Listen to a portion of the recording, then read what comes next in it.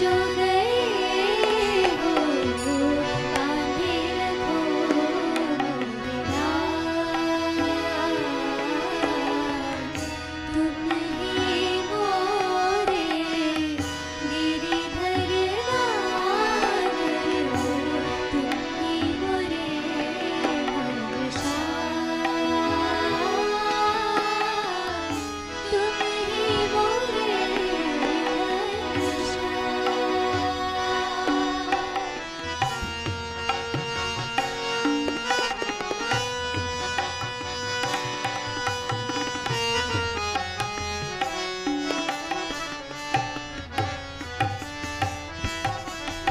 तुम ही हो जग के पालनहारे, इस युग के अवतार रामा, इस युग के भगवान। तुम ही हो जग के पालनहारे, इस युग के भगवान रामा, इस युग के भगवान। मुझसे मिली मैं मिलके तुम्हीं से, ऐसा है तेरा प्यार, ऐसा है तेरा प्यार। देख ही पाए हार के भी जीती, इतनी खुशी पाई, लगने लगे जब दुश्मन भी भाए, राह पे चलने लगे, तुझसे ही मिलती गई। तुम ही मोरे गिरिधर नागर, तुम ही मोरे हर्षा, करती पुरेशा शिरडी निवासा, तुम ही अयोध्या राम। इतना प्यार पाया है तुमसे, इस जीवन को राह मिली।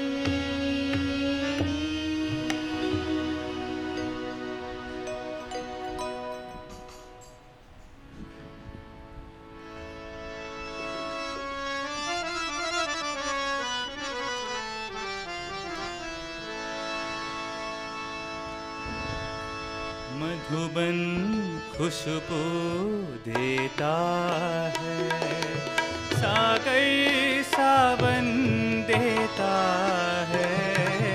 मधुबन खुशबू देता है, सागर सावन देता है। जीना उसका जीना है, जो औरों को जीवन देता है। जीना उसका जीना है, जो औरों को जीवन देता है। मधुबन खुशबू देता है।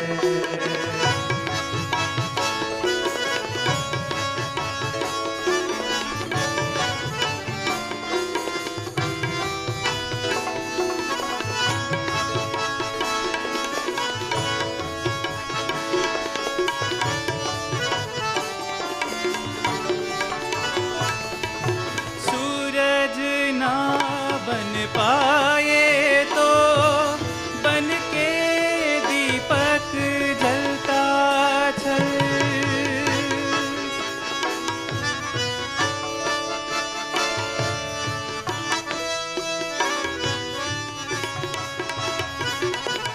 सूरज ना बन पाए तो बन के दीपक जलता चल, फूल मिले या अंगारे, सच की राहों पे चलता चल, सच की राहों पे चलता चल।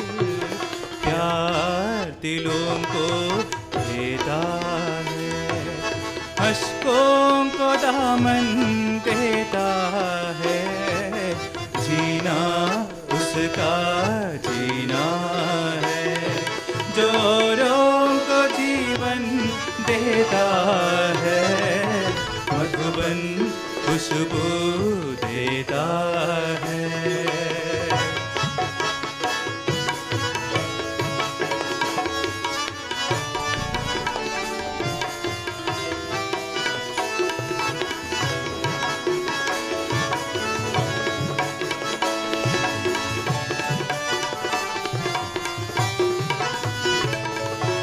चलती है लहरा के पवन की सांस सभी की चलती रहे।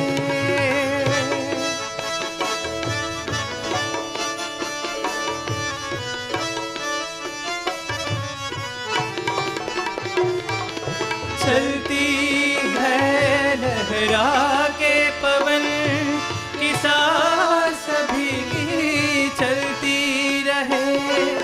लोगों ने त्याग दिए जीवन की प्रीत दिलों में पलती रहे, कि प्रीत दिलों में पलती रहे। दिल वो दिल है जो औरों को अपनी धड़कन देता है। जीना उसका जीना है, जो औरों को जीवन देता है। मधुबन खुशबू देता है, सागर सावन देता है। जीना उसका जीना है, जो औरों को जीवन देता है। मधुबन खुशबू देता है।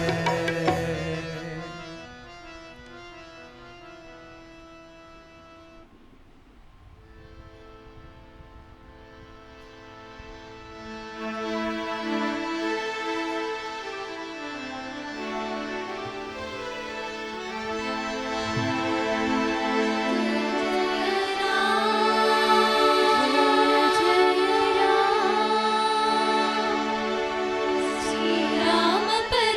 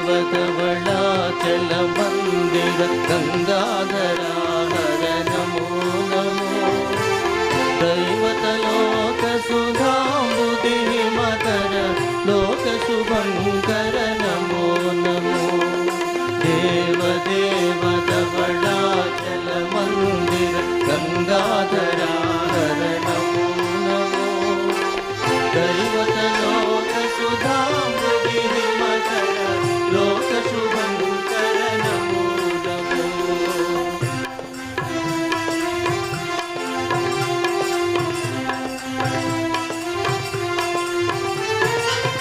पालित किंकर भवना शंकर शंकर पुरहर नमो नमो पालित किंकर भवना शंकर शंकर पुरहर नमो नमो हालाहलधर शूलायुधधर शैलसुतावर नमो नमो हालाहलधर शूलायुधधर शैलसुतावर नमो नमो देव देव धवलाचल मंदिर गंगाधरा हर नमो नमो दैवतलोक सुधाम्बुधि मकर लोक शुभंकर नमो नमो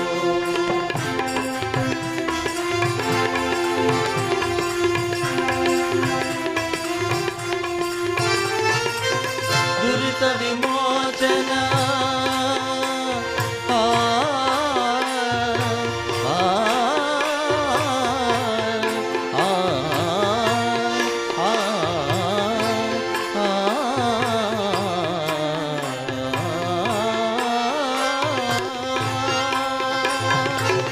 दुरित विमोचन बाल विलोचन परम दया कर नमो नमो दुरित विमोचन बाल विलोचन परम दया कर नमो नमो गरिचर्मांबर चंद्रकलाधर सांब दिगंबर नमो नमो गरिचर्मांबर चंद्रकलाधर सांब दिगंबर नमो नमो देव देव धवलाचल मंदिर गंगाधरा हर नमो नमो दैवतलोक सुधाम्बुधि मकर लोक शुभंकर नमो नमो नमो नमो नमो नमो नमो नमो नमो नमो नमो नमो नमो नमो नमो नमो नमो नारायण हरि नमो नमो नारायण हरि नमो नमो नारायण हरि नमो नमो नारायण हरि नमो नमो नारद हृदय विहारी नमो नमो नारद हृदय विहारी नमो नारायण हरि नमो नमो नारायण हरि नमो नमो पंकज नयना पल्लव शयना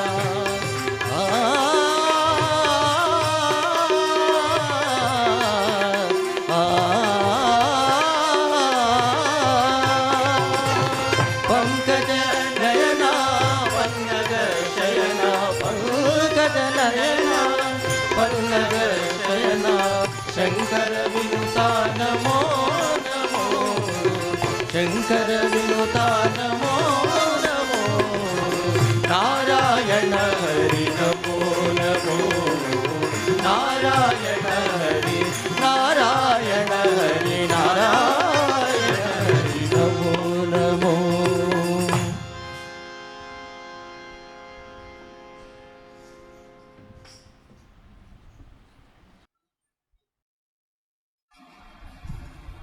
गुरुर्ब्रह्मा गुरुर्विष्णुः गुरुर्देवो महेश्वरः गुरुः साक्षात् परब्रह्मा तस्मै श्री गुरवे नमः।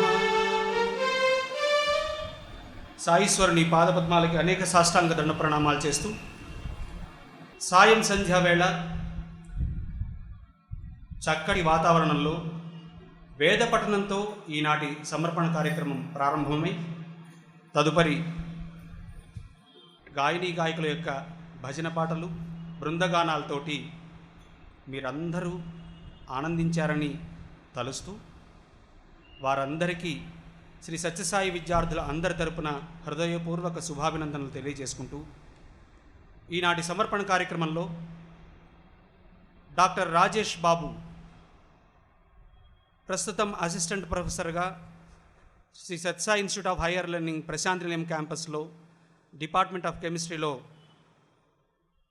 అసిస్టెంట్ ప్రొఫెసర్గా చేస్తూ స్వామి ఆశీస్సులు పొందినటువంటి శ్రీ సత్యసాయి విద్యార్థి డాక్టర్ రాజేష్ బాబుని సగౌరవంగా ప్రేమపూర్వకంగా మనందరం కూడా అతన్ని జ్యోతి ప్రజ్వలన చేయడానికి వేదికపైకి రమ్మనమని ఆహ్వానిస్తున్నాను. డాక్టర్ రాజేష్ బాబు, అలాగే వీరితో పాటు జస్టిస్ నీలాద్రిరావు గారు, డాక్టర్ ఫణిమోహన్ కృష్ణ గారు, శ్రీ వాసుదేవరావు గారు, వీరిని కూడా వేదికపైకి రావాల్సిందిగా సగౌరవంగా ఆహ్వానిస్తున్నాను. జస్టిస్ నీలాద్రిరావు గారు, డాక్టర్ ఫణిమోహన్ కృష్ణ గారు, శ్రీ వాసుదేవరావు గారు, ఈనాటి అతిథి డాక్టర్ రాజేష్ బాబు. సాయిరామ్. అసతో మా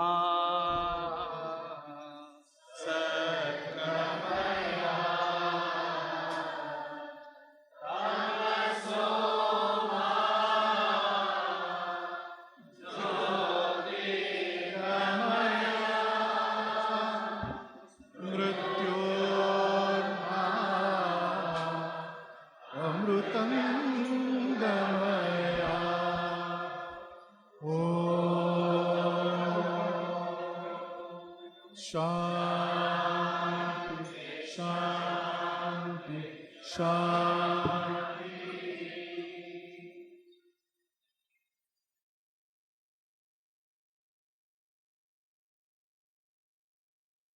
గురువందనంతో ఈనాటి కార్యక్రమాన్ని ఎందుకు ప్రారంభించానంటే, గత ఆదివారం నాడే మనందరం కూడా ఎంతో ఆనందంగా స్వామి దివ్యపద సన్నిధిలో గురు పూర్ణిమ సెలబ్రేషన్స్ ఉత్సవాలు జరుపుకున్నాం ప్రశాంత్ నిలయంలో. తర్వాత ఎవరి ప్లేసుల్లో వాళ్ళు. మీకు అందరికీ ఒక విషయం జ్ఞాపకం చేసి ఈనాటి సమర్పణ కార్యక్రమాన్ని మేము ప్రారంభం చేసుకుంటాం. సరిగ్గా 50 సంవత్సరాల క్రితం 1963 గురు పౌర్ణమి సందర్భంగా జరిగిన విషయం మీకు అందరికీ తెలుసు కదండి. జూలై 6వ తారీఖు 1963 సంవత్సరంలో గురు పౌర్ణమి నాడు అంతకు ముందర వారం రోజుల నుంచి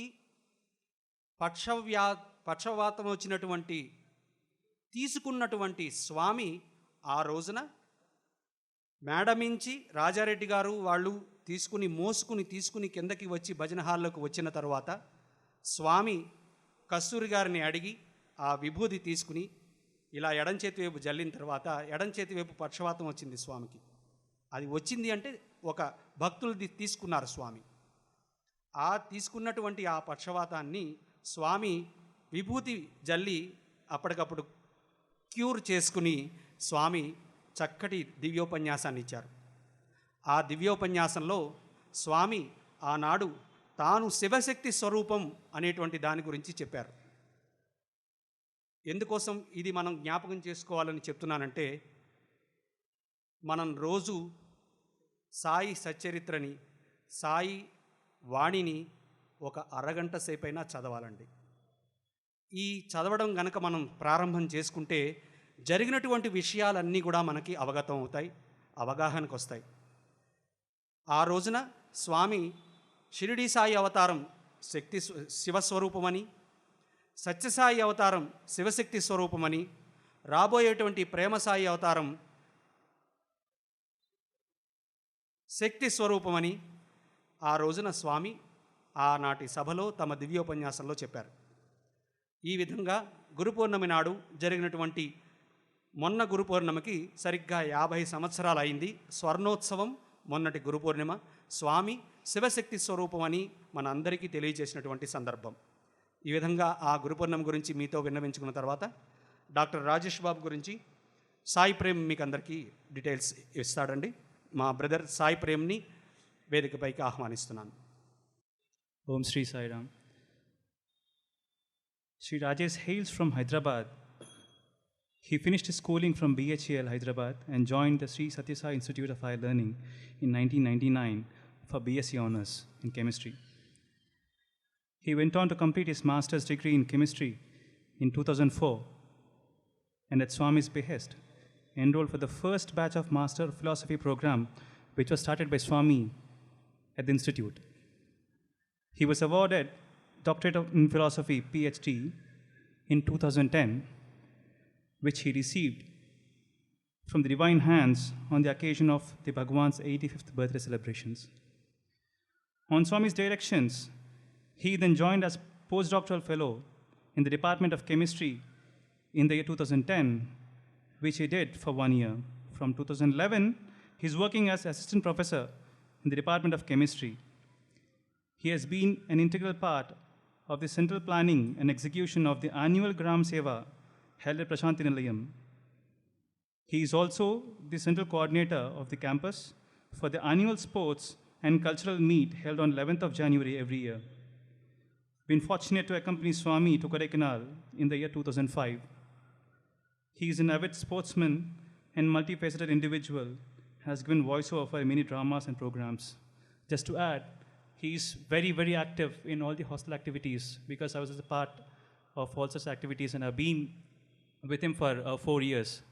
So just to add to whatever I've told, is the kind of actions that he takes in hostel, the kind of proactive that he is in hostel is exemplary, and we all need to applaud him for all that because Swami has physically asked him to stay back and Swami has given him directions to continue what after his programs, the study programs there.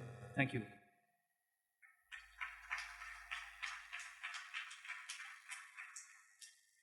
మా చిన్న తమ్ముడిని రాజేష్ బాబుని తన అనుభూతుల్ని మనందరితో పంచుకోమని, మన హైదరాబాద్ బిడ్డేనండి, బిహెచ్ఈలోనే చదువుకున్నాడు.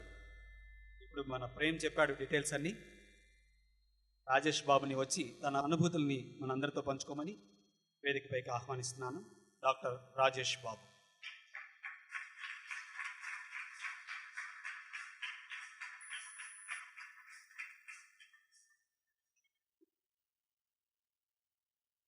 ఓం శ్రీ సాయిరామ్. భగవాన్ శ్రీ సత్యసాయి బాబా వారి పాదపద్మములకు నమస్కరిస్తూ పరమ పవిత్రమైన దివ్యమైన ఈ శివ మందిరానికి విచ్చేసిన పెద్దలకు, సాయి కుటుంబ సభ్యులందరికీ హృదయపూర్వక సాయిరామ్. ఈ శివ మందిరానికి ఎన్నోసార్లు నేను దర్శించుకోవడం జరిగింది.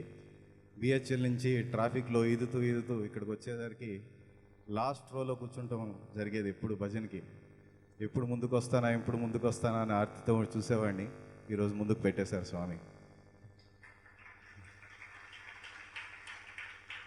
సర్వరూపధరం శాంతం సర్వనామధామం శివం సచ్చిదానంద రూపం అద్వైతం సత్యం శివం సుందరం అని స్వామి మాటలు మనం ఎన్నోసార్లు విన్నాం.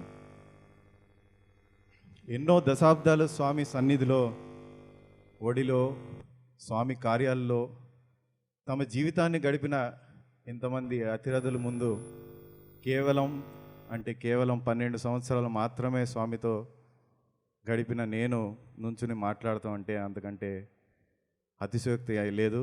ఇది సాహసం అనే చెప్పాలి. స్వామి మన ప్రతి ఒక్కరి జీవితంలో ఒక వినూత్నమైన రీతిలో ప్రవేశించడం జరుగుతుంది. అది ప్రతి ఒక్కరికి ప్రత్యేకం. నా జీవితంలో కూడా స్వామివారు 1998లో ప్రవేశించడం జరిగింది. సామాన్యమైన మధ్యతరగతి కుటుంబంలో జన్మించిన నేను భగవంతుడంటే జీవితంలో ఒక భాగంగా గడిపాం.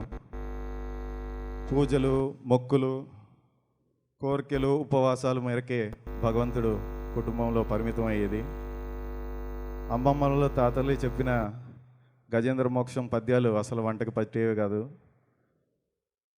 అలాంటి సాధారణమైన జీవితాన్ని స్వామి తన అపారమైన దయతో స్వీకరించి ఒక మధురమైన అనుభూతిగా మిగిల్చారు. ఈ అద్భుతమైన పయనాన్ని గురించి మీకు ఇవాళ 4 ముచ్చట్లు చెప్పుకోవడానికి ప్రయత్నిస్తాను.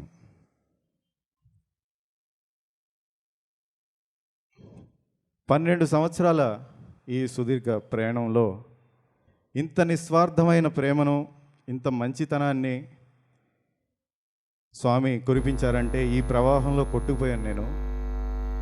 ఈ ప్రవాహానికి వేరే పేరు ఏమీ తోచదు. ఖచ్చితంగా ఇది దైవ స్పర్శ అని నేను ఒప్పుకోవాల్సిందే. ఇందులో ఏమాత్రం అతిశయోక్తి లేదు. స్వామి కాలేజీలో 1999లో చేరటం జరిగింది. నా ఫస్ట్ అనుభూతి స్వామితో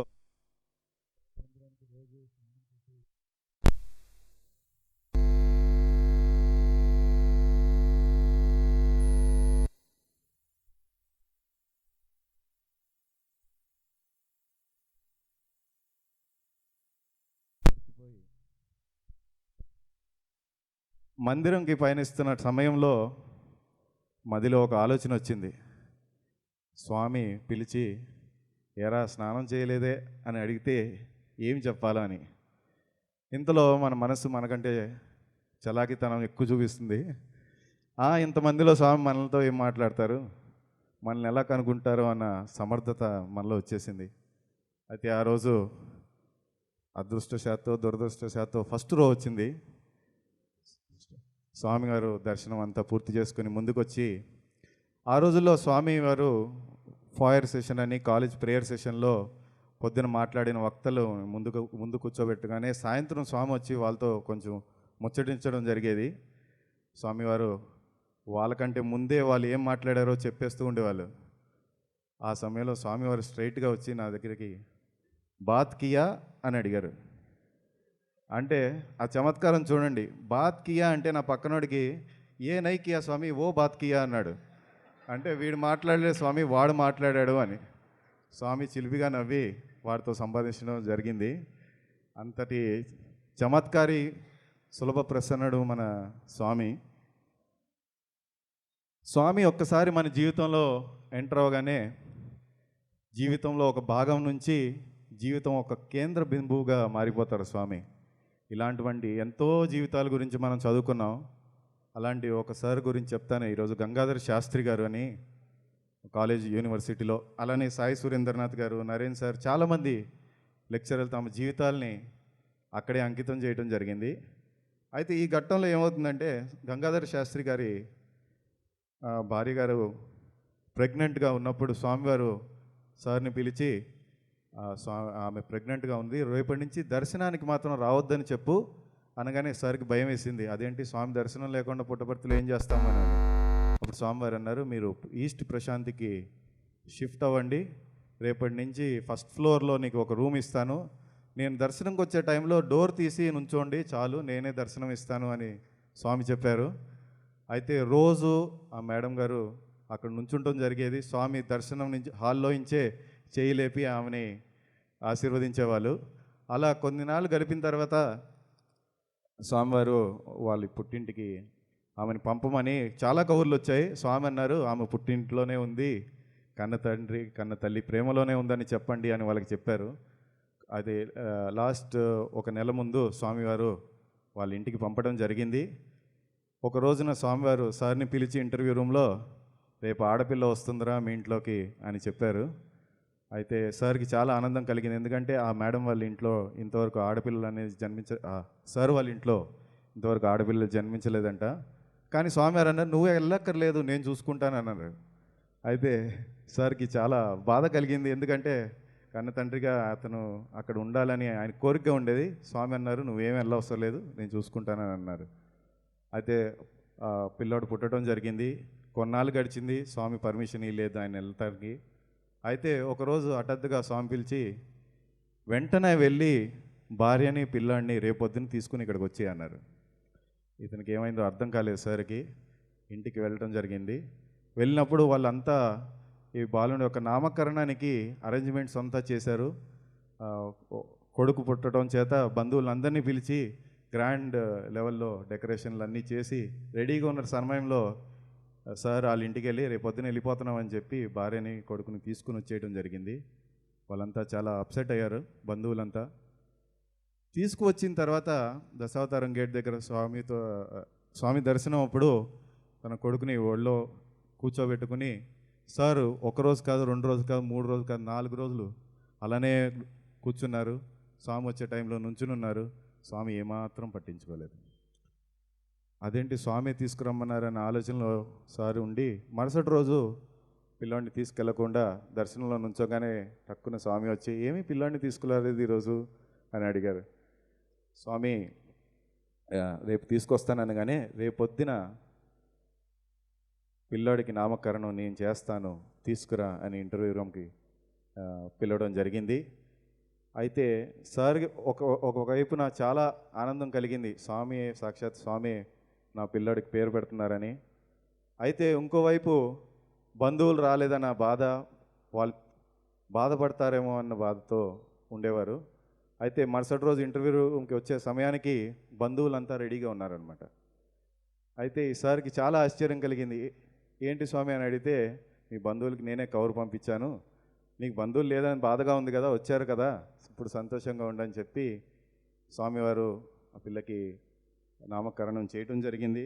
ఇలా స్వామి వాళ్ళ జీవితంలో కేంద్ర బిందువు అయితే ప్రతి ఒక్క పనిని స్వామి జరిపించడం జరిగింది. అయితే తనదైన శైలిలో, అది స్వామి యొక్క గొప్పదనం. మనం అనుకున్నట్టు చేయరు స్వామి, తనదైన శైలిలో చేస్తారు. అదే స్వామి యొక్క గొప్పతనం. అందుకే స్వామిని ఓం శ్రీ సాయి సులభ ప్రసన్నాయ నమః అని మనం అంటాం. ఇంతకంటే సులభంగా ప్రసన్నమయ్యే దేవుడు మనకి దొరకటం జరగదేమో, కష్టమేమో. ఎందుకంటే చిన్న పని చేస్తే చాలు స్వామి కొండంత అండగా నిలుస్తారు మనకి. ఎందుకంటే స్వామి చూసేది భావదృష్టిని, బాహ్య దృష్టిని కాదు. 2000 సంవత్సరం స్పోర్ట్స్ మీట్ కార్యక్రమంలో నేను భాగంగా ఉన్నప్పుడు నా 2వ సంవత్సరం డిగ్రీ చదువుతున్నాను. ఆ సంవత్సరం చాలా ప్రత్యేకమైనది. ఎందుకంటే ఆ సంవత్సరం లయన్ డ్యాన్స్ అని చైనీస్ లయన్స్, సింగపూర్ నుంచి తెచ్చిన సింహాలతో నృత్యం మొట్టమొదటిసారిగా స్టేడియంలో ప్రదర్శించడానికి ప్రయత్నాలు చేశారు. అయితే స్వామి చాలా యాక్టివ్గా దాంట్లో నిమగ్నలై ఉన్నప్పుడు మిగతా స్టూడెంట్స్లో భాగంగా ఉన్న నేను, నాకు కూడా ఒక అవకాశం దొరికితే బాగుండు అని చెప్పి ప్రయత్నించాను. అయితే మన డ్యాన్స్ స్కిల్స్ అంత బాగలేని కారణం చేత అందులోకి ఎంటర్ అవ్వలేకపోయాను. అయితే స్వామి కోసం ఏమీ చేయలేకపోతున్నాను అన్న బాధ హృదయంలో గాఢంగా నిలిచిపోయింది. స్వామితో రోజు ప్రార్థిస్తూ, స్వామి ఒక్క అవకాశం ఇస్తే నేను కూడా మీకోసం ఏదో చెయ్యాలి అన్న తపన ఉంది స్వామి అని ప్రార్థిస్తూ ఉండగా జీప్స్ అనే ఐటమ్ను కూడా పెట్టారు. అందులో భాగంగా మమ్మల్ని బెంగళూరు పంపించారు జీపులు తీసుకురావడానికి. అక్కడ ఆల్ టెరైన్ వెహికల్ అని 4 చక్రాలతో ఒక బైక్ కనిపించింది. అప్పుడే అది ఇండియాలోకి రావడం కొత్త. 4 చక్రాలు, 600 cc 7 గేర్ల బైక్ అది. దాన్ని చూడంగానే చాలామందికి భయం వేస్తుంది. అలాంటిది స్వామి ఒక్క అవకాశం ఇస్తే దీన్ని మీ ముందు అలా తిప్పాలని ఉందన్న కోరిక వచ్చింది. అయితే దాన్ని యజమాని అయిన వారు ససమీరా వద్దన్నారు. ఎందుకంటే దాన్ని నడపడానికి చాలా శిక్షణ కావాలని అన్నారు. అయితే సార్ స్వామి కోసం మేము ఏమైనా చేయడానికి సిద్ధంగా ఉన్నాం సార్ అని ఆయన దగ్గర పర్మిషన్ తీసుకుని, కేవలం మార్చ్ 1 సమయంలో ఒక రౌండ్ కొట్టండి మీరు అని చెప్పి పర్మిషన్ తీసుకుని వచ్చి, దానికి ట్రైనర్ లేరు, ఏం లేదు, ఆ ఎండలో 1 నెల రోజుల పాటు ప్రాక్టీస్ చేయడం జరిగింది. అయితే స్వామి ఈ సమయంలో పూర్తిగా పూర్ణచంద్ర ఆడిటోరియంలో లయన్ డ్యాన్స్లో నిమగ్నమై ఉన్నారు. ప్రతిరోజు వాళ్ళ ప్రాక్టీసే చూస్తూ ఆ సంవత్సరం అసలు గ్రౌండ్కి కూడా రాలేదు. అలాంటి సమయంలో స్వామి ఈ లయన్ డ్యాన్స్ని పెట్టి అందరినీ మెచ్చుకొని తర్వాత మా ఐటెం రావడం జరిగింది. ఆ ఐటెంలో మేము మాకు తోచింది ఐటెం చేస్తూ, ఆ ఐటెంలో భాగంగా ఈ 4 చక్రాల బండిని 2 చక్రాల మీద నడపాలి. ఆ నడుపుతూ ముందుకొచ్చే సమయంలో ఆ గ్రౌండ్ని ఎక్కువ వాడటం చేత బాగా నునుపు తేలి అది బాగా స్కిడ్ అయ్యి వచ్చి గోడ కొట్టుకుంటం జరిగింది. ఆ కొట్టుకున్న సమయంలో నేను కళ్ళు మూసాను. కళ్ళు తెరిచి చూసేసరికి బండి నా వెనకాల ఉంది, నేను రోడ్డు మీద ఇలా నుంచున్నాను. అయితే అప్పటికి ముఖ్య అతిథిగా వచ్చిన ఉమాభారతి గారు కుర్చీలో నుంచి లేచి నుంచున్నారు స్వామి అని. స్వామి కూర్చో అది స్టంట్ అని చెప్పారు. సో ఆమె కూర్చోగానే నాకేం అర్థం కాలేదు, జనాలు ఏమో చప్పట్లు కొడుతున్నారు. నేను ఎలా బండిలో కూర్చున్నవాడిని లేచి ముందుకు ఎలా వచ్చానని ఈ రోజుకి నాకు అర్థం కాలేదు. అయితే స్వామికి దండం చేసుకొని బైక్ మీద కూర్చుని వెనక్కి వెళ్తున్న సమయంలో స్వామి స్టేజ్ మీద నుంచి రా అని సైగ చేశారు. అయితే స్టేజ్ మీదకి బైక్ వదిలేసి పరిగెత్తడం జరిగింది. స్వామి పైకి వెళ్ళిన తర్వాత చేయి పట్టుకుని స్టంట్ చేశాను రా అని అన్నారు. అయితే ఇది మాత్రం ఎవరికి వినపడలేదు. అయితే స్వామికి ఏదో చెయ్యాలన్న తపనతో మనం చేసిన ప్రయత్నానికి స్వామి సులభ ప్రసన్నమయ్యాడు. ఊరికే కరిగిపోతారు. మనకి గొప్ప అనుభూతినిచ్చి ముందుకు సాగించారు. అదే స్ఫూర్తితో ప్రతి సంవత్సరం ఆ స్పోర్ట్స్ మీట్ చేస్తూ ఉంటాం మేము. అయితే స్వామి భావదృష్టి చూస్తారు, బాహ్య దృష్టి కాదు అనడానికి నిదర్శనగా ఇంకో అనుభూతిని మీకు వివరిస్తాను. స్వామి దర్శనం జరుగుతున్న టైంలో సుధీర్ భాస్కర్ సార్ అని స్వామి వెనకాల లెటర్స్ తీసుకుంటూ ఉండేవారు. ఒకరోజు స్వామి ఒక భక్తులు కవర్ ఇవ్వగా అది తీసి సార్కి ఇవ్వగానే ఆ భక్తుడు జాగ్రత్త అని అన్నాడు. అయితే 2 అడుగులు వేసిన స్వామి మళ్ళీ వెనక్కి వచ్చి ఆ కవర్ తీసుకుని ఆ భక్తుడు ముఖాన్ని విసిరేసి ముందుకెళ్ళటం జరిగింది. అలానే ఇంకొంచెం ముందుకెళ్ళిన తర్వాత ఒక పోస్ట్ మ్యాన్ కాకి బట్టలతో కూర్చున్న ఒక వ్యక్తి ఒక కవర్ ఇవ్వడం జరిగింది. ఆ కవర్ స్వామి తీసుకుని సుధీర్ భాస్కర్ సార్కి ఇచ్చి జాగ్రత్త అని చెప్పారు. సుధీర్ భాస్కర్ సార్కి ఏం అర్థం కాలేదు ఏం జరిగిందో. అయితే ఇంటర్వ్యూ రూమ్కి వెళ్ళిన తర్వాత స్వామి వివరించారు, ఆ భక్తుడు ఇచ్చింది 20 లక్షల కవరు చెక్కు. అయితే జాగ్రత్త అనే భక్తుడు చెప్పడంతో స్వామి మొకర మీద కొట్టారు. ఈ పోస్ట్ మ్యాను తెచ్చి ఇచ్చిన కవరు 5 రూపాయలు మాత్రమే ఉన్నాయి దాంట్లో. తన నెల జీతాన్ని జీతంలో ఆదా చేసుకుని స్వామికి 5 రూపాయలు ఇచ్చాడు. అయితే ఇచ్చినట్టు ఎవరికి చెప్పలేదు. ఆయన 20 లక్షలు ఇచ్చాడు, కానీ నేనే ఇచ్చానని గొప్పపోయాడు. స్వామి ముఖాన్ని కొట్టారు. మన స్వామి బాహ్యప్రియుడు కాదు, భావప్రియుడు.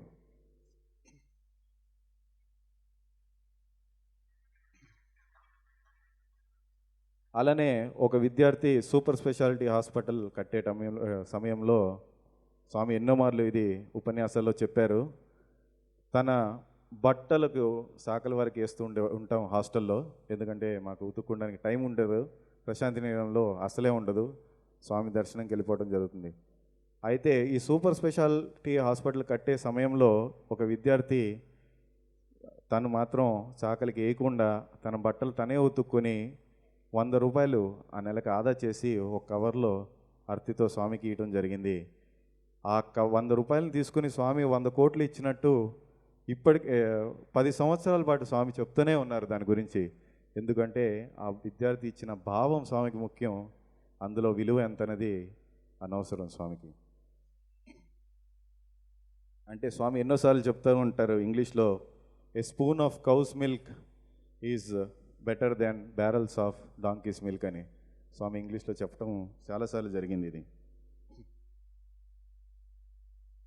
స్వామి తన గురించి తాను చెప్పుకుంటూ my life is my message, expansion is my life అన్నారు.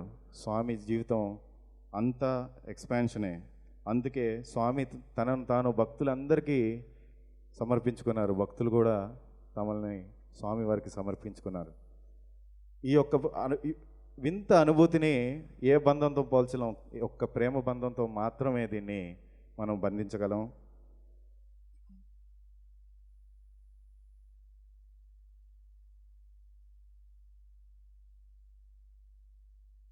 అయితే కేవలం మానవులు మాత్రమే స్వామికి అతి సన్నిహితంగా మెలిగినారు అంటే అది మనం ఒప్పుకోకూడదు. ఎందుకంటే దానికి నిదర్శనంగా స్వామి సాయిగీత అని స్వామివారి అతి ప్రియమైన మహాయోగిని సాయిగీత మా హాస్టల్ ముందే ఉండేది. స్వామి ఉనికి తన శ్వాసగా నిలుపుకున్నది. ఎప్పుడు స్వామి వస్తారో పిల్లలకు తెలియదు, కానీ దానికి తెలిసిపోయేది. స్వామి మందిరంలో బయలుదేరటం ఆలస్యం, రోడ్డు మీదకి వచ్చి నుంచునేది. అలాంటి ఒక వింత పవిత్రమైన ప్రేమ బంధంతో స్వామికి ముడివేసుకుంది తనను తాను. అయితే ఇక్కడ ఒక విషయం జ్ఞాపకం వస్తుంది. స్వామి ఈస్ట్ ఆఫ్రికా వెళ్ళే సమయంలో అందరూ చాలా ఆనందంగా సన్నాహాలు చేస్తున్నప్పుడు ఆ మాతృమూర్తి ఈశ్వరమ్మ గారు చాలా దిగులుగా కనిపించారు. అయితే ఇది గమనించిన కస్తూరి గారు ఈశ్వరమ్మ గారి దగ్గరికి వెళ్ళి, అమ్మ ఏంటి ఇంత దిగులుగా ఉన్నారంటే, ఈశ్వరమ్మ గారు ఆ రాయలసీమ భాషలో, స్వామి గారు ఈస్ట్ ఆఫ్రికా పోతుంటారు కానీ అక్కడ సింహాలు పులులు ఉన్నాయంట, అందుకే భయం వేస్తున్నాయి అని చెప్పినారు. అయితే సింహాలు పులులు ఉంటే ఏంటమ్మా, స్వామిని ఏం చేస్తాయి, స్వామి దేవుడు పుల్లు సింహాలని సృష్టించింది స్వామి అంటే, కస్తూరి గారు మీకు తెలుసు నాకు తెలుసు స్వామి సృష్టించారని, కానీ ఆ పులికి సింహాలకి తెలియదేమో అని నా వాద అన్నారు. అంతటి అమాయక ప్రేమ మాతృమూర్తి ఈశ్వరమ్మ గారిది. అయితే స్వామి తన భక్తుల కోసం ఏమన్నా చేయగలరు. ఒకరోజు కొడైకెనాల్లో స్వామితో ఉన్నప్పుడు పాదసేవ చేసే అవకాశం కలిగింది. ఆ రోజు సేవ చేస్తున్న సమయంలో స్వామివారి గోరు నుంచి రక్తం రావటం గమనించాను. అది స్వామివారి గోర్లు ఎంత లోతుకి కట్ చేస్తారంటే అది ప్రతిసారి రక్తం వస్తుంది. ఎందుకని ఎన్నిసార్లు వాదించినా స్వామి, ఎంతోమంది భక్తులు నా పాదాలని నమస్కరించడం జరుగుతుంది. ఆ సమయంలో వాళ్ళకి ఏమైనా గుచ్చుకుంటుందేమో అని చెప్పి నేను అంత లోతుకి కట్ చేస్తానని అంటారు. అయితే ఆ రోజు నేను చాలా బాధపడుతుంది గమనించి, స్వామి నాకేం నొప్పి లేదురా అని అన్నారు. అయితే మన మనసు ఊరుకోదు కదా, స్వామి నొప్పి లేకపోవటం ఏంటి, మేము కట్ చేసుకుంటాం, మాకు తెలుసు స్వామి ఎంత నొప్పిగా ఉంటుందో అనే ఆలోచనలో మేము ఉన్నాము. అదే సమయంలో స్వామి నోట్లోకి తన వెంట్రుక ఒకటి రావడం జరిగింది. స్వామి దాన్ని చిలిపిగా వేలుకు చుట్టుకుని ఇలా లాగారు. ఆ వెంట్రుక వచ్చింది. అదే ఒక వెంట్రుకను లాగటం ఎంత నొప్పిగా ఉంటుందో మనకు తెలుసు. చిన్నప్పుడు మనం చాలా ట్రై చేసి ఉంటాం. కళ్ళు మూసుకోకుండా లాగటం చాలా కష్టమండి ఒక వెంట్రుకని. అలాంటి స్వామి అలా తెంపేసి చేతికిచ్చారు. నాకు నొప్పి లేదురా అంటే చెప్తే వినలేదురా అన్న ఆలోచనతో స్వామి నాకు చెప్పడం జరిగింది. అంటే స్వామి తన భక్తుల కోసం ఏమైనా చేస్తారు. తను సమర్పించుకున్న స్వామికి గోర్లు కట్ చేసుకుంటాం ఒక లెక్క.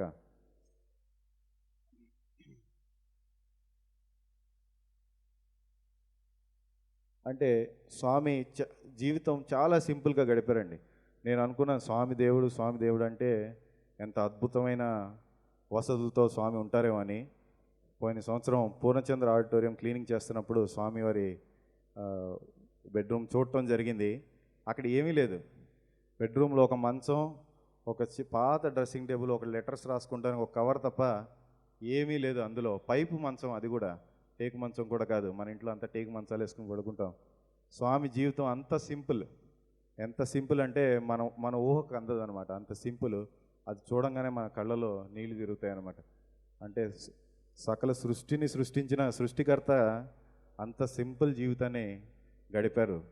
ఎంత సింపుల్ అంటే మన ఊహకు అందని అంత సింపుల్.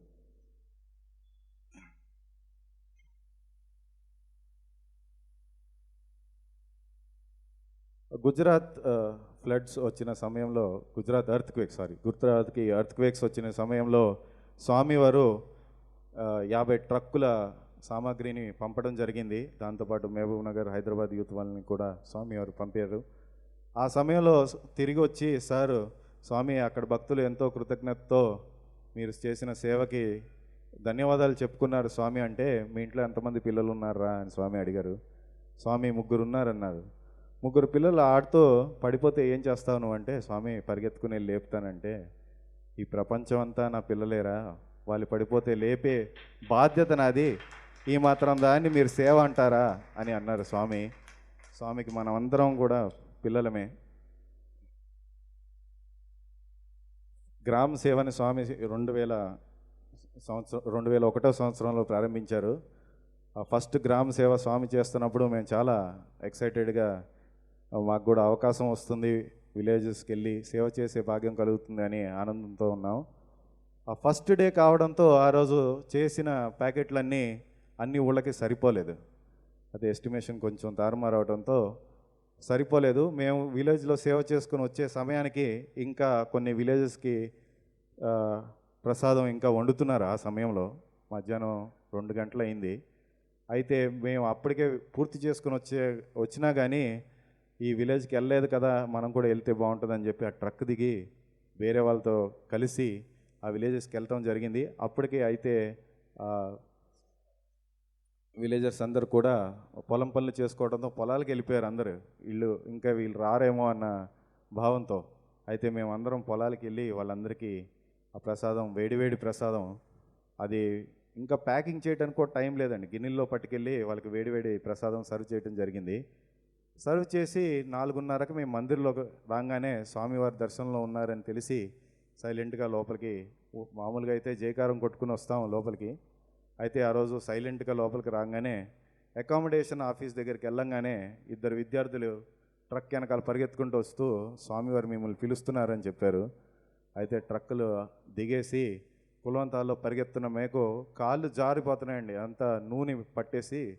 ఎందుకంటే అప్పుడు వండిన ప్రసాదం కాబట్టి దాని నూనెతో నిండి ఉంది కాబట్టి కాళ్ళకి అంత నూనె పట్టేసి ఆ కులవంతాలు మార్బుల్లో అంత జారిపోతున్నాం. అయితే స్వామి అక్కడి నుంచి తమాషా చూస్తూ పిలుస్తున్నారు. స్వామి దగ్గరికి వెళ్ళంగానే స్వామి ఎంతో ఆతృతతో మమ్మల్ని పలకరించడం జరిగింది. స్వామికి చాలా ఆనందం కలిగింది. ఎందుకంటే స్వామి వీళ్ళతో మేము చేసినవన్నీ స్వామి అక్కడ ఉన్న టీచర్లతో చెప్తున్నారు. వీళ్ళు ఈ పలానా పొలాల్లోకి వెళ్ళారు, అక్కడ ఒక చిన్న ఇల్లు ఉంది, అందులో ఒక వృద్ధురాలకి వీళ్ళంతా ప్రసాదం ఇవ్వటం జరిగింది అని చెప్పి స్వామి చాలా సంతోషపడి పాద నమస్కారం చేసుకుంటారా అన్నారు. అయితే ఎవరం కూడా ముందుకు రాలేదు, ఎందుకంటే మా చేతులు అంత నల్లగా ఉన్నాయి, స్వామి పాదాలేమో తెల్లగా ఉంటాయి. అయితే మాట్లాడుతూ స్వామి ఏమైనా పాద నమస్కారం చేసుకోవట్లేదు చెప్పినా కానీ అనగానే మేమంతా స్వామికి ఇలా చూపించాము, చేతులంతా నల్లగా ఉన్నాయి, ఏం పర్లేదు చేసుకోండి అని అన్నారు. అయితే అప్పుడు మేము తుడుచుకొని స్వామికి పాదసేవ చేసుకున్నాము, ఆ పాద నమస్కారం చేసుకున్నాము. ఆ మహద్భాగ్యాన్ని స్వామి మాకు ప్రసాదించారు. అయితే ఈ స్వామి యొక్క రూపానికి మనం ఎడిక్ట్ అయిపోయాం. ఇన్ని సంవత్సరాలు స్వామి రూపమే మన కళ్ళలో నింపుకున్నాం. అయితే ఈ సందర్భంగా నాకు ఒక కథ గుర్తొస్తుంది. ఈ అంశం ఏంటి, ఆనంద అనే భక్తుడిది. ఈ ఆనంద అనే భక్తుడు గౌతమ బుద్ధుని యొక్క ప్రియ శిష్యుడు. ఈ ఆనంద ఒకనాడు గౌతమ బుద్ధుని దగ్గరికి వెళ్ళి, స్వామి నాకు ఒక కోరిక ఉంది, దాన్ని మీరు తీర్చాలి అన్నారు. అయితే బుద్ధుల వారు ఏమిటో చెప్పంటే, స్వామి నేను నీకు అతి సన్నిహితంగా ఉండాలి, మీరు ఎక్కడికి వెళ్ళినా ఏం పని చేసినా నాతో చెప్పండి, నేను లేకుండా చేయకండి అని కోరిక కోరటం జరిగింది. దానికి గౌతమ బుద్ధుల వారు సరే మంచిది అన్నారు. అలానే గౌతమ బుద్ధుని ఒక జీవితంలో ఈ ఆనందరావు అనే భక్తుడు ఒక భాగం అయిపోయాడు. గౌతమ బుద్ధుడు ఎక్కడికి వెళ్ళినా కానీ ఫస్ట్ ఉండేది ఆనందుడే. అయితే ఒకరోజు గౌతమ బుద్ధులు వచ్చి, నాకు మహాసమాధి తీసుకునే సమయం ఆసనమైంది అని చెప్పగానే గౌతమ బుద్ధుతో ఉన్న భక్తులందరూ కూడా సమన్వయంతో ఉన్నారు. ఒక ఆనందుడికి మాత్రం చాలా బాధ, ఆవేదనతో కుంగిపోయాడు. అతనికి ఏం అర్థం కాలేదు, ఏం జరుగుతుంది అనే ఇది అర్థం కాలేదు అతనికి. 1 రోజు గడిచింది, 2 రోజులు గడిచింది, 3 రోజులు గడిచింది. అందరూ ఆనందంగా ఉన్నారు భక్తులందరూ, ఇతనికి మాత్రం చాలా ఆవేదనతో కుంగిపోయాడు. ఆవేదన తట్టుకోలేక గౌతమ బుద్ధుని దగ్గరికి వెళ్ళి, స్వామి ఎందుకు నాకు ఈ ఆవేదన కలుగుతుంది అంటే, నువ్వు నాకు చాలా సన్నిహితంగా ఉన్నావు, కానీ నేను చెప్పినవి ఏవి నువ్వు పాటించలేదు, నేను చెప్పినవి విని వాళ్ళ ఆచరణలో పెట్టారు కాబట్టే వాళ్ళు సమన్వయంగా ఉన్నారు అని స్వామివారు ఆ గౌతమ బుద్ధుల ఎపిసోడ్లో మనకి అర్థమవుతుంది. ఏంటంటే ఎంత క్లోజ్గా ఉన్నా స్వామికి మనకి ప్రయోజనం లేదు, స్వామి విషయాలు ఎంత మనం ఆచరణలో పెట్టాము అనే దాన్ని బట్టి మన అభివృద్ధి ఆధారపడి ఉంటుంది. ఒకరోజు స్వామివారు మ్యూజిక్ కాలేజ్ టీచర్కి ఇంటర్వ్యూ ఇవ్వడం జరిగింది. అందులో స్వామి ఒక అద్భుతమైన కథను చెప్పారు. ఒకనాడు శ్రీకృష్ణుడు అర్జునుడిని పిలిచి, అర్జున సుభద్రకి ఇంకా టైం అయిపోయింది, రేపొద్దున సుభద్రను తీసుకుని నువ్వు యమున దగ్గరికి వెళ్ళు, అక్కడ సుభద్రను వదిలేసి వెనక్కి తిరిగి చూడకుండా ఇంటికి వచ్చేసేయి అని ఆదేశం ఇచ్చారు. అయితే అర్జునుడు అదేవిధంగా సుభద్రకి యమునా నదికి వెళ్దామని చెప్పి అక్కడికి తీసుకెళ్ళి తర్వాత శ్రీకృష్ణుడు ఇలా చెప్పమని చెప్పాడు మీ అన్న అని చెప్పి అంటే సుభద్రకి అర్థమైంది తన సమయం ఆసన్నమైందని. సరే మీరు వెళ్ళండి అని చెప్పగానే అర్జునుడు ఇంటికి పయనమయ్యాడు. సుభద్ర యమునలో దిగిపోతుంది. అయితే ఈయనకి ఆ ఆతృత ఆగలేదు. అది ఏం జరుగుతుంది, ఎందుకు శ్రీకృష్ణుడు నన్ను వెనక్కి తిరిగి చూడొద్దన్నాడు అనే క్యూరియాసిటీ పెరిగిపోయి వెంబటిని వెనక్కి తిరిగి చూడగానే ఆ నీళ్ళలోకి దిగిన సుభద్ర ఒక రాక్షస రూపంలో గాల్లోకి ఎగిరిపోవడం కనిపించింది. ఇది అర్జునుడు జీర్ణించలేకపోయాడు. వెంటనే శ్రీకృష్ణుడి దగ్గరికి వెళ్ళాడు ఆవేదనతో. శ్రీకృష్ణుడు ఏం తెలియనట్టే ఏమైంది అర్జున అని అడగగానే, స్వామి ఇదేంటి, మానవులైన మాకు అసురులు భార్యలుగా ఉండటానికి ఆస్కారం ఉంది, కానీ దైవం అయిన మీరు మీ స్వంత చెల్లి అయిన సుభద్ర ఇలా రాక్షస రూపంలో నాకు కనిపించింది అనగానే శ్రీకృష్ణుడు ముందు 4 తిట్టి నేను చూడొద్దని చెప్పానని తిట్టి అసలు సుభద్ర ఎవరు అనుకుంటున్నావని చెప్తూ త్రేతాయుగ రాముని కాలంలో లంకలో విభీషణుని కూతురైన త్రిజట సీతకి సేవ చేస్తూ ఉండేది అశోకవనంలో. అయితే రాముడంటే అపారమైన భక్తి. అయితే యుద్ధంలో రావణాసుని జయించి రాముడు సీతను తీసుకెళ్తానికి వచ్చినప్పుడు ఆ అర్తితో ఈ త్రిజట అనే రాక్షసి, స్వామి మీకు నేను భార్యగా అయినా ఒక చెల్లిగా అయినా అక్కగా అయినా పుట్టే అవకాశాన్ని నాకు కలిగించండి అని ప్రార్థించడం జరిగింది. సీతమ్మ తల్లికి చేసిన సేవ కారణంగా రాముడు తదాస్తు అన్నాడు. అదే కృష్ణ అవతారంలో నరగా అర్జునుడుగా, నారాయణగా కృష్ణుడిగా విష్ణుమూర్తి అవతరించడం జరిగింది. అయితే కృష్ణుడికి చెల్లిగా, అర్జునుడికి భార్యగా 2 కోరికలను రాముడు తీర్చడం జరిగింది. నారాయణ ఇద్దరు కూడా విష్ణుమూర్తి అంశాలే. అయితే ఈ కథను విన్న అర్జునుడు, స్వామి అంతా బాగానే ఉంది, కానీ మళ్ళీ వెళ్ళిపోయేటప్పుడు రాక్షసుగా ఎందుకు వెళ్ళిపోయింది అనే ఒక డౌట్ని అడిగాడు. అప్పుడు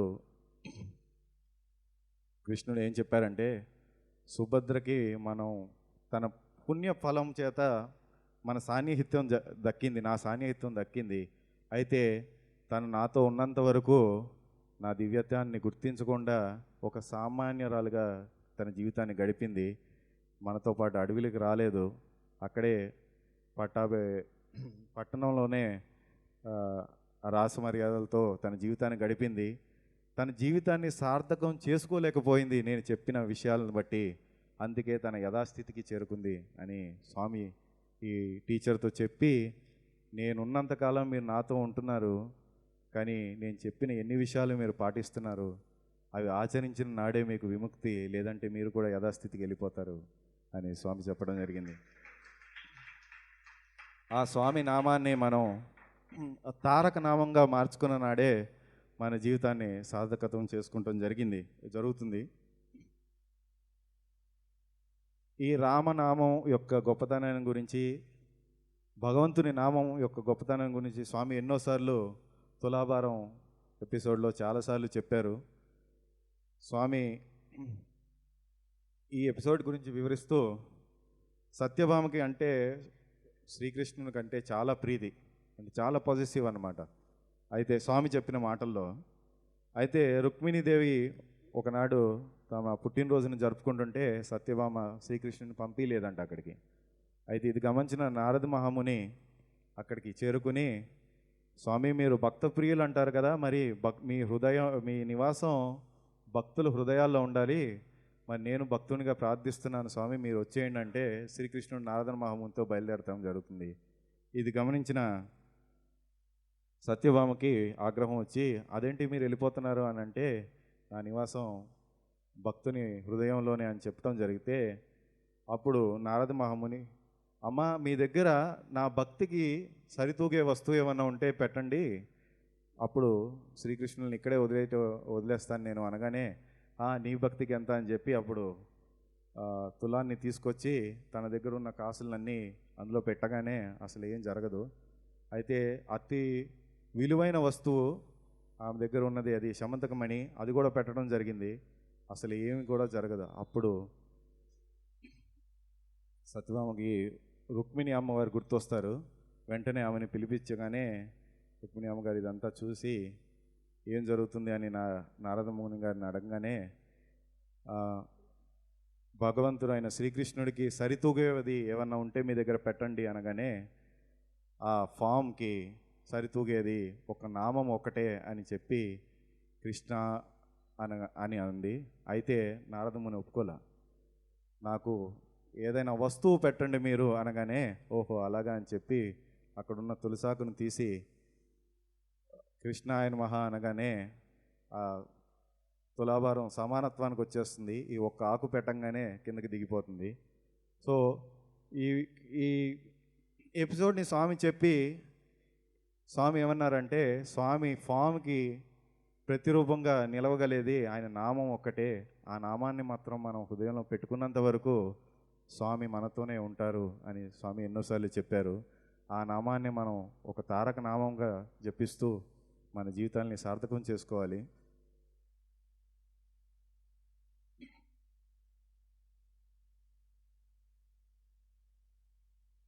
స్వామి ఫస్ట్ వరల్డ్ కాన్ఫరెన్స్ 1975 నవంబర్ 19వ తారీఖు 50th బర్త్డే సెలబ్రేషన్ సందర్భంగా వరల్డ్ యూత్ కాన్ఫరెన్స్ జరిగింది. ఆ రోజు స్వామి సత్యసాయి సేవా సంస్థ గురించి చెప్తూ, ఇది సత్యసాయి సేవా సంస్థ, ఈ సత్యసాయి సేవా సంస్థ కాదు అన్నారు. అనగానే అందరూ ఆశ్చర్యంగా చూశారు. స్వామి అన్నారు, ఇది సత్యసాయి సేవా సంస్థ, సత్యంనే ఆధారం చేసుకుని ఉన్న సంస్థ. ఈ సత్యసాయి ఎప్పుడైనా ఉండొచ్చు, ఉండకపోవచ్చు, కానీ ఈ సత్యసాయి సేవా సంస్థ మాత్రం ఎప్పుడు ఉంటుంది అని స్వామివారు చెప్పడం జరిగింది. స్వామివారి మిరకల్స్ అనేది ఒక విజిటింగ్ కార్డ్స్గా స్వామివారు మనకు చెప్తుంటారు. My miracles are my visiting cards అని. ఎవరికి అయినా స్వామి గురించి తెలుసుకోవాలనగానే ఒక మిరకల్ జరుగుతూ ఉంటుంది. ఎన్నో మిరకల్స్ ఇంకా జరుగుతున్నాయి. ఇలాంటి కొన్ని మిరకల్స్ గురించి మీకు చెప్తూ ఉంటాను. ఇదొక అధ్యాపకులు నాతో షేర్ చేసుకున్నారు. తమిళనాడు నుంచి మొన్న ఈ మధ్యన ఒక భక్తురాలు వచ్చారంట. ఆ భక్తురాలకి ఒక శక్తివంతమైన గుడి తమిళనాడులో ఉందంట. ఆమె ఆ గుడికి వెళ్ళి కోరుకున్నారు, ఏదో నాకు కోరుకున్నది జరిగితే మీ దర్శనం చేసుకుంటానని మొక్కుని తమ ఇంటికి వెళ్ళిపోయారు. ఆ కోరుకున్నది జరిగింది అనుకున్నట్టు. సో నేను తమిళనాడు వస్తానని ఆమె పైన కాగా ఒక గ్రూప్తో వస్తున్నా, ఒక బృందంతో వస్తున్నప్పుడు ఆ బృందంలో సభ్యులందరూ ముందు పుట్టబడితే వచ్చి తర్వాత తమిళనాడు వెళ్తున్నారు. అయితే ఈమెకి ఒక ఆలోచన వచ్చింది, దైవ సన్నిధికి వెళ్తున్నాను తమిళనాడుకి, ఈమె ఎప్పుడు పుట్టపర్తికి రాలేదు, స్వామి అంటే తెలియదు. అయితే సమాధి యొక్క దర్శనం చేసుకుంటాం అంత బాగుంటుందా అనే ఆలోచన ఆమెకి రావడం జరిగింది.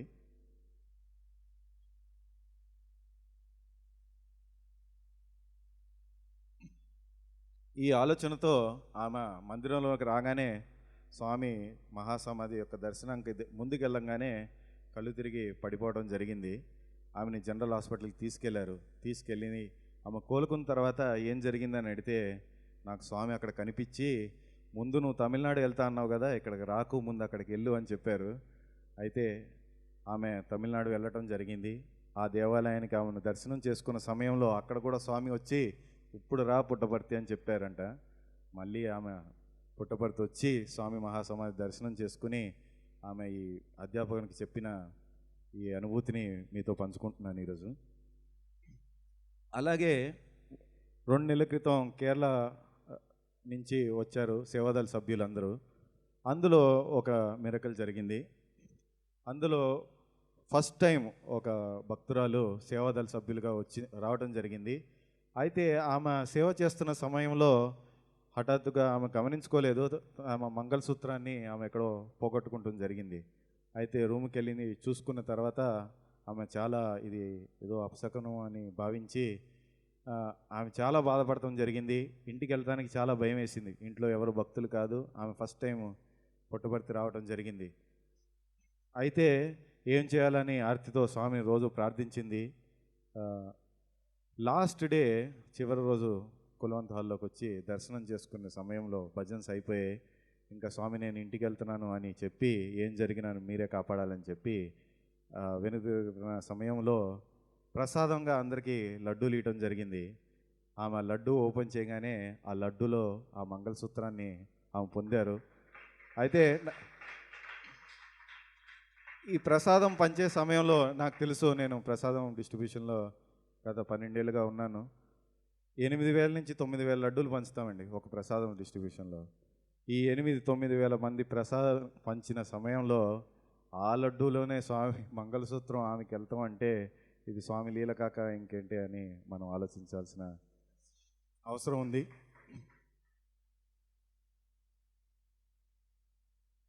స్వామి వారు ఎన్నోసార్లు చెప్పారు, నమ్మక చెడిన వాళ్ళు ఉన్నారు కానీ నమ్మి చెడిన వాళ్ళు ఎన్నడూ లేరు అని.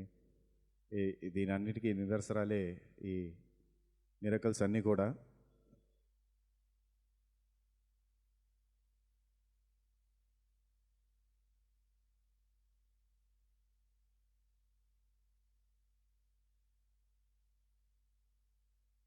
అయితే స్వామివారి నామం యొక్క గొప్పతనం గురించి వివరిస్తూ రామనామం, కృష్ణనామం అనే వాటి యొక్క గొప్పతనాన్ని గురించి వివరిస్తూ స్వామి 2000 సంవత్సరాల క్రితం రాముడు పుట్టాడు, 5,000 సంవత్సరాల క్రితం కృష్ణుడు వచ్చాడు, రెండు కూడా అవతారాలే.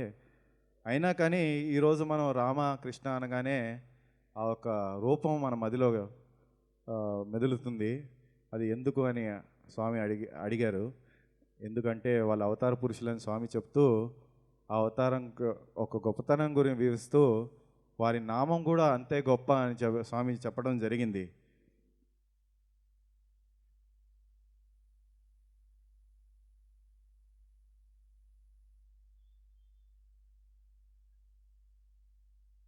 స్వామి దర్శనంకి వచ్చే సమయంలో బృందావనంలో ఈ ఎపిసోడ్ జరిగింది. స్వామివారు రోజు దర్శనంకి వస్తారు. అతి సుందరమైన రూపం స్వామిది. స్వామిని చూస్తేనే మనం ఏం చేయాలో అర్థం కాదు మనకి.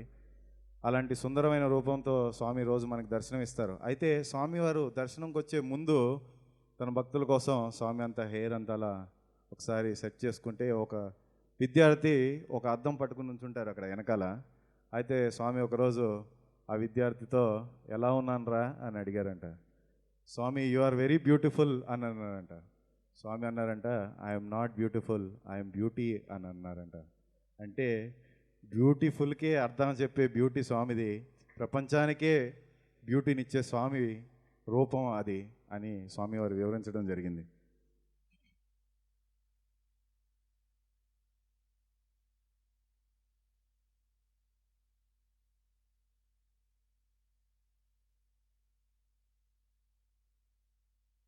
ఈ సందర్భంగా నేను ఎంఎస్సి పూర్తి అయిన తర్వాత ఏం చేయాలని చెప్పి స్వామి ఆజ్ఞ కోసం వెయిట్ చేస్తున్నప్పుడు స్వామి ఒక 2-3 నెలలు చూడలేదు మా ఇంకా.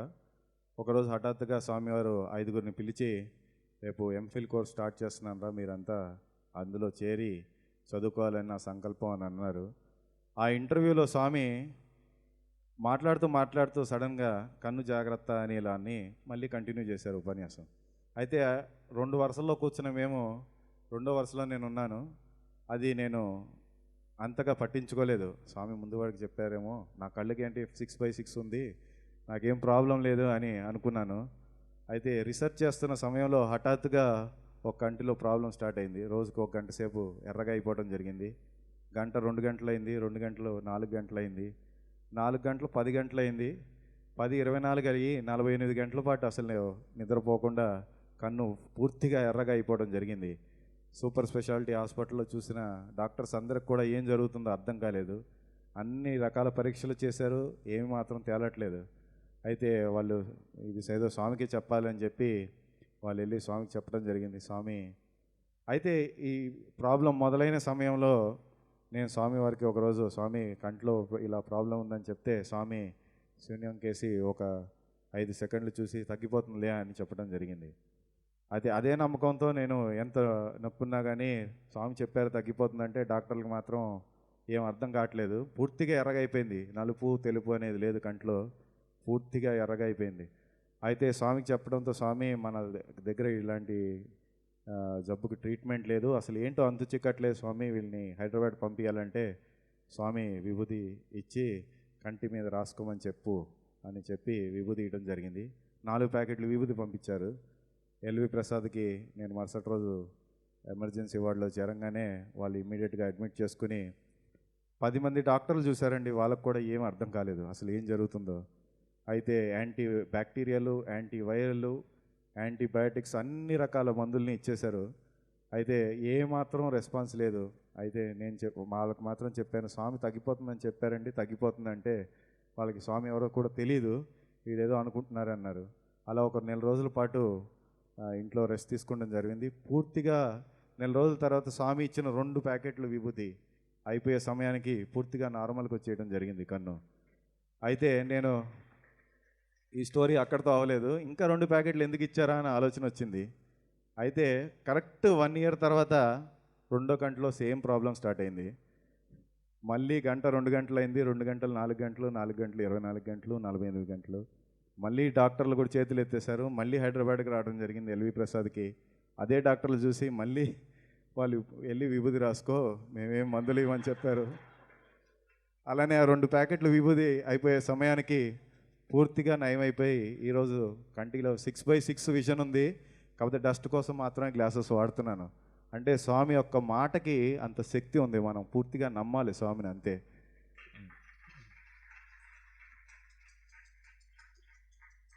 అయితే ఇక్కడికి వచ్చే ముందు రోజు నేను ఒక విద్యార్థి హాస్టల్ టీచర్తో మాట్లాడుతూ, సార్ మిరకల్స్ అని అడుగుతున్నారు సార్, లేటెస్ట్గా ఏమన్నా మిరకల్స్ జరుగుతున్నాయి ఏమన్నా హాస్టల్లో అని సార్తో అడిగితే సార్ అన్నారు, లేటెస్ట్గా అంటే హాస్టల్లో ఏం జరగలేదన్నారు. మరుసటి రోజు పొద్దున్నే లేసేసరికి ఒక రూమ్ ఆల్టర్ నిండా విభూతితో స్వామి దర్శనం ఇవ్వడం జరిగింది. అయితే ఇక్కడ చెప్పుకోవాల్సిన విషయం ఏంటంటే ఆల్టర్ కాంపిటీషన్ అని హాస్టల్లో పెడుతూ ఉంటారు. ప్రతి రూమ్లో 10-12 మంది విద్యార్థులు ఉంటారు. ఆ విద్యార్థులకి నిర్ణీతమైన డైమెన్షన్స్తో ఒక ఆల్టర్ తయారు చేయండి అని చెప్పి చెప్తారు. అందులో బెస్ట్ వాళ్ళకి ప్రైజ్ ఇవ్వడం జరిగింది. అయితే ఈ రూమ్ వాళ్ళు ఏం చేశారంటే ఆ ఇచ్చిన కొలతలు ఏం పట్టించుకోకుండా స్వామి కోసం ఒక మంచి సింహాసనాన్ని తయారు చేశారు. అయితే ఈ టీచర్లు వచ్చి అదేంటి మీకు ఇచ్చిన డైమెన్షన్లు వేరు, మీరు చేసింది వేరు అని చెప్పి వాళ్ళని డిస్మిస్ చేయడం జరిగింది ఈవెంట్లో నుంచి. అయితే వీళ్ళు ఏమన్నారంటే స్వామి మీకు కాంపిటీషన్ గురించి కాదు, మేము స్వామి మా రూమ్లో వచ్చి కూర్చోవాలన్న ఆర్తితో మేము ఈ ఆల్టర్ తయారు చేయడం జరిగింది, మీరు ప్రైజ్ ఇచ్చినా ఇచ్చిపోయినా మాకు సంతోషమే సార్ అని ఆ రోజు సాయంత్రం ఒకసారిని పిలిచి వాళ్ళు పారాయణం చేశారు, స్వామి లీలలు చెప్పుకున్నారు. మరుసటి రోజు లేచి చూసేసరికి స్వామి సింహాసనం నిండా విభూతి రావడం జరిగింది. అంటే దీనికి అంతటి నిదర్శనం స్వామి ఎక్కడో లేరు, మన పక్కనే ఇంటనే వెంటనే జంటనే కంటనే అని స్వామి మాటల్లో చెప్పినట్టు మన పక్కనే ఉన్నారు. మనం పిలవడం ఆలస్యం, స్వామి సాయి అనగానే ఓయి అని వస్తానని స్వామి ఎన్నోసార్లు చెప్పారు. ఆ పిలుపు కోసం ఎప్పుడు స్వామి ఎదురు చూస్తూనే ఉంటారు. ఈ సందర్భంగా స్వామి గారు ఒకరోజు ఒక టీచర్తో చెప్తూ ఏదో మాటల సందర్భంలో, వాడుకోండ్రా నన్ను, వాడుకోండి, ఇది స్వామి భాష, వాడుకోండ్రా నన్ను, మీరు వాడుకుంటానికే నేను వచ్చాను, మీరు నన్ను మర్చిపోతున్నారు అని చెప్పి స్వామి ఎన్నోసార్లు చెప్పారు. ఒకరోజు త్రై బృందావన్ యానివర్సరీకి మంచి డెకరేషన్ చేస్తూ ఉంటాం. స్వామి బృందావనం ఆశ్రమంలో స్వామి ఇల్లు చాలా అద్భుతంగా ఉంటుంది. ఆ లాన్స్ అన్నీ చాలా అందంగా డెకరేట్ చేస్తూ ఉంటాం. అయితే ఆ రోజు దీంట్లో ప్రాబ్లం ఏంటంటే ఆ లాన్స్కి ఆనుకునే స్వామి రూమ్ ఉంటుంది జరుగుతుంది. సో చాలా అసలు ఏం సౌండ్ చేయకుండా పని చేయాల్సి ఉంటుంది. ఆ రోజు రాత్రి 2:30-3 వరకు చిన్న టార్చ్ లైట్లు పెట్టుకుని ఎల్ఈడీస్తో మేము వర్క్ చేయడం జరిగింది ఆ రోజు. అయితే మరుసటి రోజు స్వామి దర్శనంకి వచ్చి చూసి చాలా బాగుందని మెచ్చుకొని స్వామి మాతో అంతా ఫొటోస్ ఇచ్చి దర్శనంకి వెళ్ళారు. తర్వాత మేము మధ్యాహ్నం భోజనంకి వెళ్తాం జరిగింది. భోజనం నుంచి రాగానే Narasimhamurthy sir, Brindavan warden sir త్రై నుంచి పరిగెత్తుకుంటూ వచ్చి, అరే ఎవర్రా డెకరేషన్ చేసింది, స్వామివారు పిలుస్తున్నారు మిమ్మల్ని అందరినీ అనగానే పరిగెత్తుకుంటూ వెళ్ళాము స్వామి దగ్గరికి. స్వామి ఏమి మీకోసం పొద్దునుంచి చూస్తున్నాను, మీకోసం అంత భోజనం తెప్పించానని చెప్పి కూర్చోబెట్టి మళ్ళీ పెద్ద ఫీస్ట్ అరేంజ్ చేశారు. స్వామి మధ్యలో కూర్చుని మేము చుట్టూ కూర్చున్నా అంతా వడ్డన చేశారు.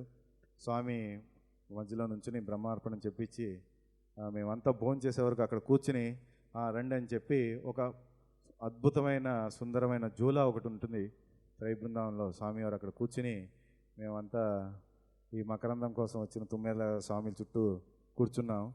స్వామి ఎన్నో విషయాలు చెప్తూ ఒక విషయం చెప్పారు సడన్గా ఆపేసి, ఈ త్రయ బృందావనం పక్కన ఒక గోడ ఉంది, ఆ గోడకు అవతల కొన్ని కోట్ల మంది లక్షల మంది జనాలు ఉన్నారు, ఆ గోడ దాటి ఇటు పక్కకి ఎంతమంది రాగలిగారు, కొన్ని వేల మంది మాత్రమే రాగలిగారు. అక్కడి నుంచి మీరు విద్యార్థులుగా కొన్ని వంద మందిలే రాగలిగారు. అక్కడి నుంచి ఇప్పుడు మీరు ఈ 10 మంది నా సన్నిధికి వచ్చారు, ఈ అదృష్టాన్ని మీరు గుర్తించండి రా అని చెప్పి ఆ రోజు చెప్పారు. ఇక్కడ కూడా మనకు ఒక గోడ ఉంది, గోడ వెనకాల చాలా ప్రపంచం ఉంది.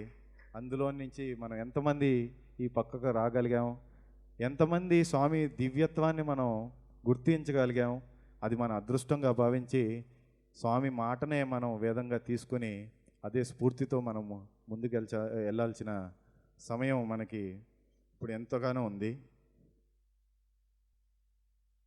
అయితే అన్ని అవతారాలతో పోలిస్తే స్వామి అవతారంలో ఒక అద్భుతం ఏంటంటే, స్వామి చెప్పిన మాటలు, స్వామి చెప్పిన ప్రవచనాలు, వీడియోలు కొన్ని వందలు మనకి అందుబాటులో ఉన్నాయి. మనం ఎక్కడికో వెళ్ళాల్సిన అవసరం లేదు. అయితే వీటినన్నిటినీ మన జీవితంలో ఒక భాగం చేసుకుని వీటన్నిటిని ఆచరించడం ద్వారా స్వామి వారి జీవితాన్ని, మన జీవితాన్ని స్వామి వారి సందేశంగా మనం అందించాలి. స్వామి ఇది ఎన్నోసార్లు చెప్పారు, మీ జీవితాన్ని నా సందేశం కింద మార్చుకోండి అని. అది మార్చుకునే సమయం ఇప్పుడు వచ్చిందని చెప్పి మనం గుర్తించాలి. అయితే చివరగా నేను చెప్పాల్సింది ఏంటంటే స్వామివారి అంటే స్వామి ఈ 2 ఘటనలను మనం చూస్తే కనుక, గౌతమ బుద్ధుని ఘటన కానీ సుభద్ర ఘట్టం కానీ చూస్తే స్వామివారి చెప్పింది మనకి ఖచ్చితంగా అర్థమవుతుంది. ఏంటంటే, మీరు ఇప్పటిదాకా అనుభవించింది నా ఫిజికల్ ప్రాక్సిమిటీని అనుభవించారు, కానీ ఇప్పుడు మీరంతా కూడా నేను చెప్పింది ఆచరించే సమయం వచ్చింది, మీరంతా ఆచరణలో పెట్టి మీ జీవితాల్ని సార్థకం చేసుకోండి అని స్వామి చెప్పారు. అలా సార్థకం చేసుకోవాలని మనం ప్రార్థిస్తూ ఈ అవకాశాన్ని ఇచ్చిన ఈ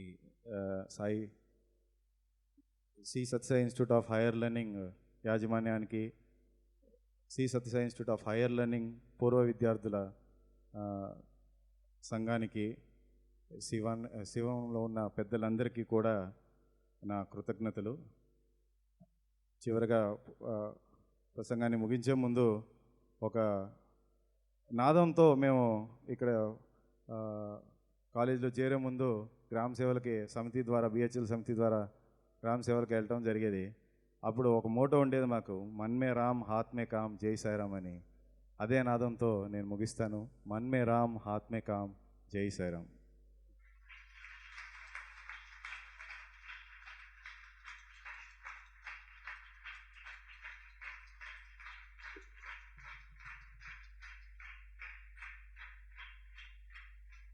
సరిపోదండి.